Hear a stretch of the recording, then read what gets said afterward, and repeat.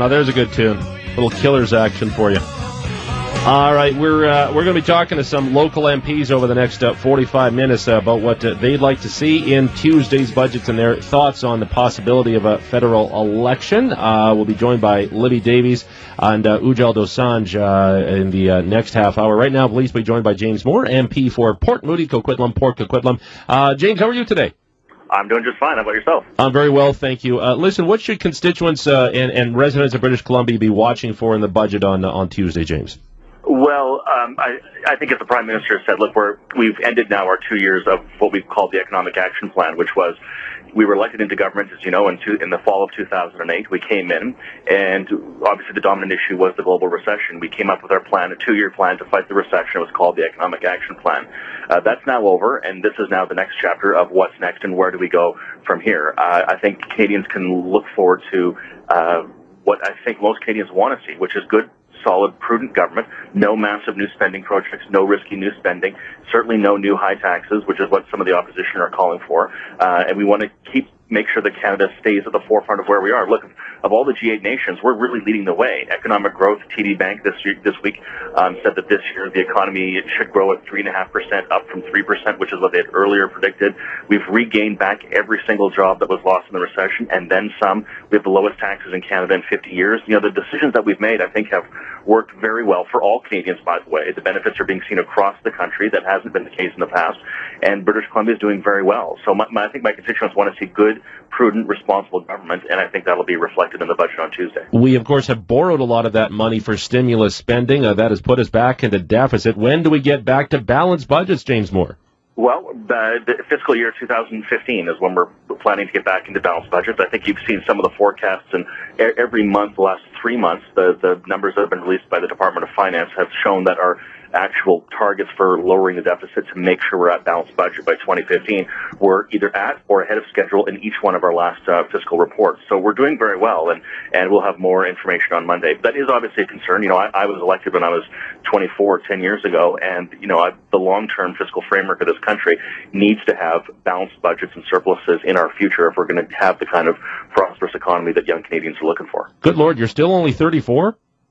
Pardon me? You're still only 34? I know.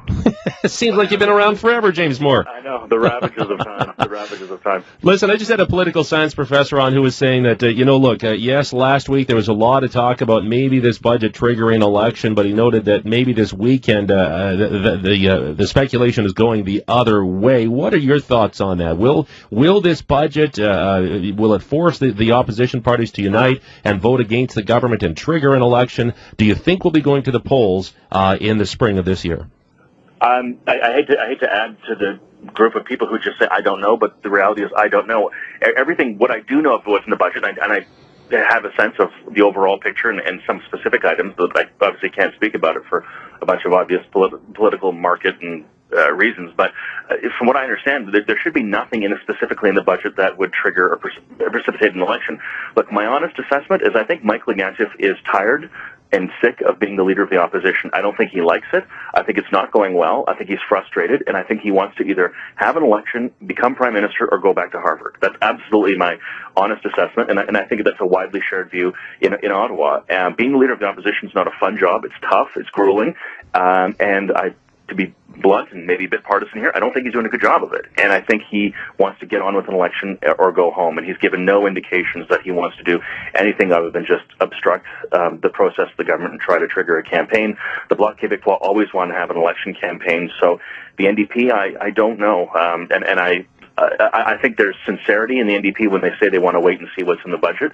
So I guess we'll have to wait. The budget will be tabled in the House of Commons at 3 o'clock Ottawa time, so noon BC time on Tuesday, and probably by about supper time Ottawa time, we'll have a reaction from all three parties, and we'll know whether or not we're going to go on the budget. You mentioned Ignatieff, and it's all well and good to criticize his how he's done as leader of the opposition, James Moore. But what about what he's saying of these personal attacks on his family, with an ad on the Conservative Party website suggesting that Ignatieff's grandparents were maybe not as poor as he's made them out to be when they immigrated to Canada? Is that below the belt there, James Moore? Is that fair ball?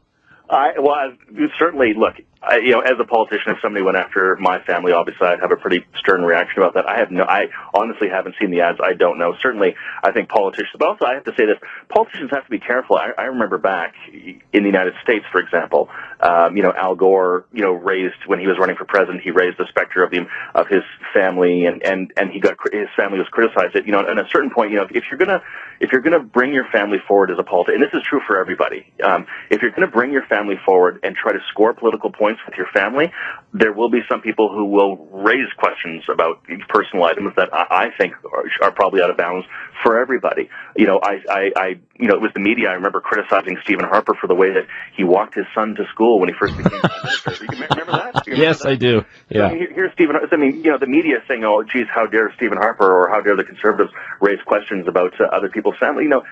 For God's sake, Stephen Harper walked his son to school.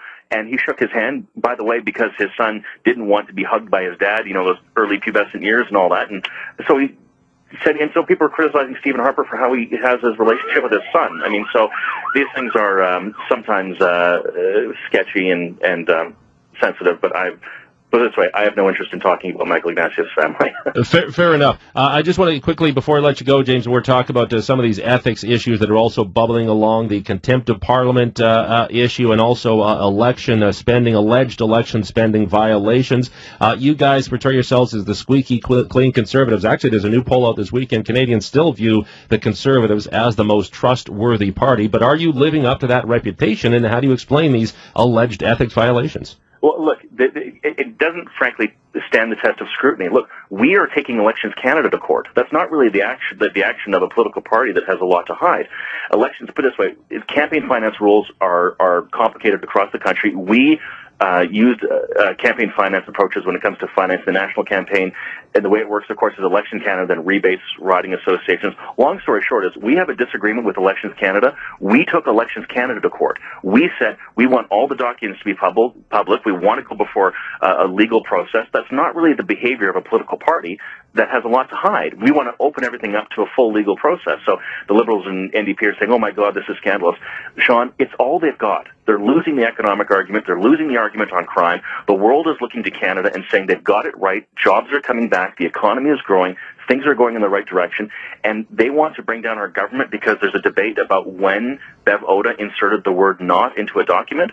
They want to debate about whether or not Elections Canada or the Conservative Party are right about whether or not some ridings, 10 ridings, got rebates or not. When we are the people who took Elections Canada to court. This is really pathetic, small change stuff. They try to elevate it into something that it's not. But the reality is, my constituents, British Columbians, want good, competent, thoughtful government that is putting the economy and jobs first. And I think the poll that you just cited reflect that we're getting the job done. James, as you know, new premier sworn in last week, Christy Clark. She's a federal Liberal, although not a member of the party, as she has hastened to point out. She has put some Conservatives in her inner circle. Do you think that Christy Clark can maintain the positive relationship Gordon Campbell had with your government? Whoever the Premier of British Columbia is, if it's Gordon Campbell, Glenn Clark, Christy Clark, Mike Farnworth, whoever the Premier is of British Columbia, we will work with whoever's Premier to do what's best for BC. Obviously, with any Premier, there will be areas of agreement and disagreement, but I'm hopeful that the relationship will be constructive, and we'll put British Columbia first. That's all that voters care about. The Liberal Conservative labels are all garbage at the end of the day. Good ideas should push through whatever partisan obstacles may or may not be there. James, got to leave it there. Thanks so much for your time, as always. As always, Sean, take care. James Moore, Conservative MP for Port Moody, Coquitlam. Port Coquitlam. We'll take a break. When we return, we'll